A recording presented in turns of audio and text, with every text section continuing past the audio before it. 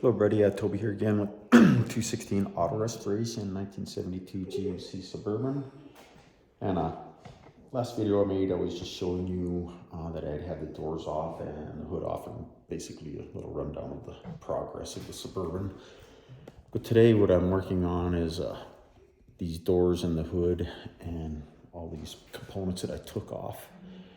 But a little way that I do this here, to try to sand all these places like this is a pain in the butt, especially with a piece of sandpaper and stuff. So what I'll do is I'll take just a Scotch-Brite. Plus I want to wash this all off and get all of this clean. Just take a Scotch-Brite with Dawn dishwashing detergent, and I'll just wash this whole thing really good. And what it's doing, it's also giving it a really good scratch. So my paint lay on there good, using a Scotch-Brite. And it gets in these little areas, these little crevices. And Scotch-Brite fits in there where sandpaper just doesn't want to fit in there. And sandpaper, if you try to bend it too much, it's going to leave a big scratch and a big gouge. So you don't want to do that. So Scotch-Brite's the way to go. And they work really good. They clean. The Dawn's going to clean everything off. It's going to get this nice and spick and span.